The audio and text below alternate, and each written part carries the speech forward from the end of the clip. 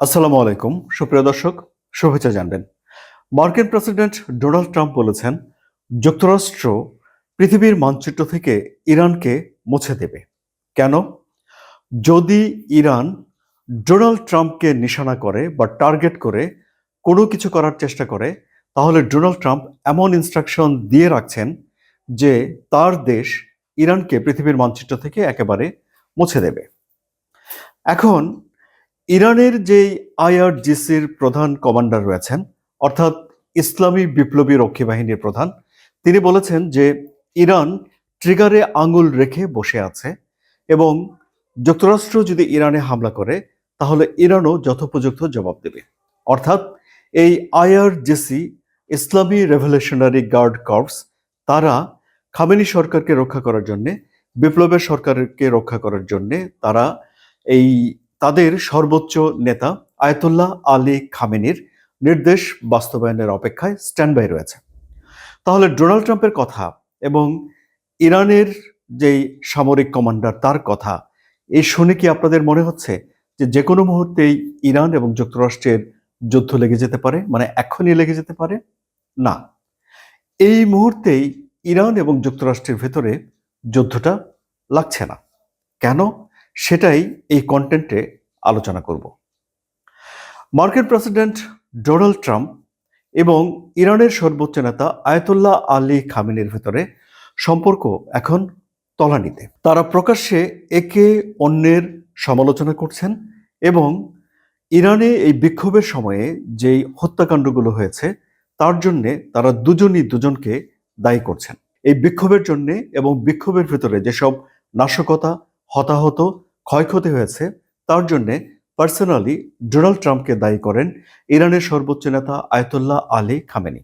সামাজিক যোগাযোগ মাধ্যমে তিনি স্ট্যাটাস দিয়ে তার মনোভাব জানিয়ে দিয়েছেন।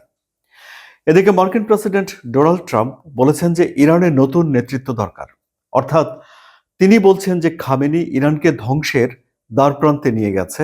ইরানে এখন নতুন এক নেতৃত্ব দরকার, যারা ইরানের ভালো করবে, ব্যবসা বাণিজ্য করে ইরানে স্বাচ্ছন্দ্য নিয়ে আসবে। তাহলে দেখা যাচ্ছে যে ডোনাল্ড ট্রাম্প এবং আয়াতুল্লাহ আলী খামেনি সম্পর্ক সাপে নেউলে। বিভিন্ন সময়ে ইরানের সর্বোচ্চ নেতা আয়াতুল্লাহ আলী খামেনির জীবন সংশয়ে রয়েছে এমন কথা যুক্তরাষ্ট্রের তরফ থেকে বলা হয়েছে। বিশেষ করে এই যেমন ধরুন 12 দিনের যে যুদ্ধ হয়ে গেল ইসরায়েল এবং ইরানের ভিতরে, তখনই প্রথমবারের মতো ইরানের সর্বোচ্চ ধর্মীয় নেতার জীবন, তার উপরে হামলা, তার নিরাপত্তাহীনতা, এইসব বিষয়গুলো প্রথম আলোচনায় আসে। তখনই ডোনাল্ড ট্রাম্প বলেছিলেন যে আয়াতুল্লাহ আলী খামেনি হলেন সহজ টার্গেট, তিনি কোথায় আছেন সেটি যুক্তরাষ্ট্র জানে, কিন্তু যুক্তরাষ্ট্র তার উপরে কোনো রকম আঘাত করতে চায় না।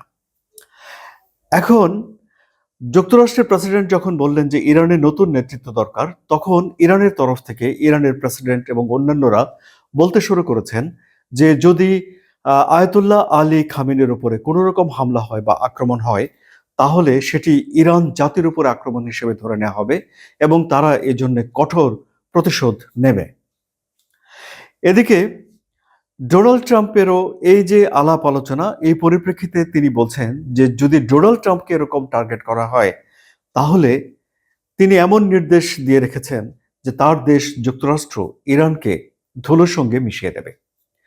তো এই কথার মধ্য দিয়ে একটা যুদ্ধংদেহী মনোভাব প্রকাশ পেলেও কিছু কিছু কাজ যুক্তরাষ্ট্রের তরফ থেকে করা হচ্ছে, যা থেকে বাস্তবিক একটা যুদ্ধের আশঙ্কা সামনে আসে। তার মধ্যে একটি হলো যে যুক্তরাষ্ট্রের রণতরী আব্রাহাম লিঙ্কনকে ইরানের দিকে পাঠিয়ে দেয়। এতদিন পর্যন্ত যুক্তরাষ্ট্র প্রকাশ্যে এই কথাটি বলেনি যে তারা ইরানকে লক্ষ্য করেই আব্রাহাম লিঙ্কনকে চীন সাগর থেকে এনে ইরানের কাছাকাছি নিয়ে আসছে।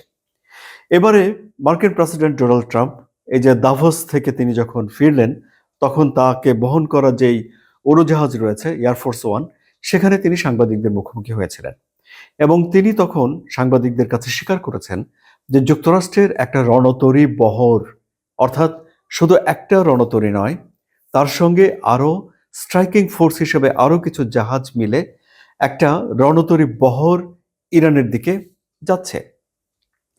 যদিও মার্কিন প্রেসিডেন্ট ডোনাল্ড ট্রাম্প বলেছেন যে এই যে বহর যাচ্ছে, তার মানে এই নয় যে যুক্তরাষ্ট্র এখনই ইরানের সঙ্গে যুদ্ধ ঘোষণা করছে বা ইরানকে আক্রমণ করতে যাচ্ছে। তিনি বলেছেন যে এই রণতরী ব্যবহার করার প্রয়োজন নাও হতে পারে, কিন্তু তারপরেও ইরানকে তিনি চোখে চোখে রাখছেন, নজরদারির ভেতরে রাখছেন এবং যদি দরকার পড়ে তখন ব্যবহার করবেন। এরকম একটা কারণে তিনি এই রণতরীগুলো ইরানের দিকে নিয়ে যাচ্ছেন বলে ডোনাল্ড ট্রাম্প স্পষ্টতই বলে দিয়েছেন। তাহলে তার কথা থেকে এটি স্পষ্ট যে ডোনাল্ড ট্রাম্প ঠিক এই মুহূর্তেই যুদ্ধ শুরু করে দিতে চান না।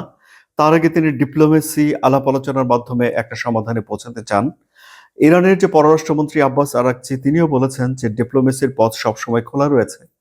ইরান বারবার যেটি বলে সেটি হলো যে যুক্তরাষ্ট্রের সঙ্গে আলাপ আলোচনা চলতে পারে, কিন্তু সেটি একটি সমমর্যাদার ভিত্তিতে হতে পারে এবং যদি ইরানকে সম্মান দিয়ে ইরানের মর্যাদা রক্ষা করে যদি আলোচনা হয় তাহলে সেই আলোচনা হতে পারে। এটি বিভিন্ন সময়ে ইরানের পররাষ্ট্রমন্ত্রী আব্বাস আরাকচি বলে এসেছেন।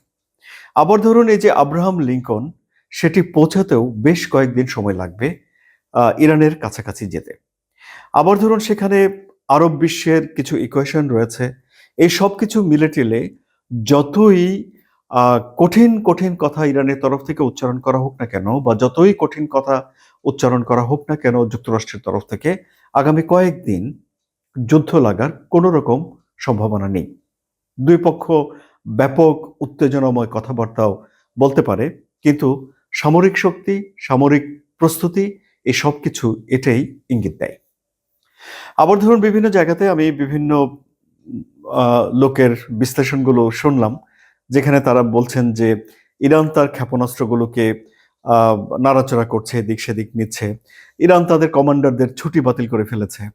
এখন সুপ্রিয় দর্শক, একটা জিনিস চিন্তা করে দেখুন আপনারা, যে আমাদের দেশের উদাহরণ দিয়েই বলি আপনাদেরকে, বাংলাদেশে যদি কখনো বন্যা হয় বা প্রাকৃতিক দুর্যোগ হয়, তখন সেখানে সশস্ত্র বাহিনীর সদস্যদের মোতায়েন করা হয় এবং এই ধরনের দুর্যোগেও কিন্তু যারা জেনারেল থাকেন বা বড় অফিসার থাকেন, দায়িত্বরত কর্মকর্তা থাকেন, তাদের ছুটি বাতিল করা হয়। আর ইরানে এখন একটা বাস্তবিক একটা হুমকির মুখে, একটা ঝুঁকির মুখে ইরান রয়েছে, যেখানে ইরানে এত বড় একটা বিক্ষোভ হয়ে গেল যে বিক্ষোভে ইরান সরকারি হিসেবেই ৩,১১৭ জন মারা গেছে বলে জানাচ্ছে, যাদের মধ্যে ৯০০রও বেশি মানুষকে দাঙ্গাবাজ হিসেবে চিহ্নিত করেছে ইরান সরকার, বাকিদেরকে শহীদের মর্যাদা দিয়েছে ইরান সরকার।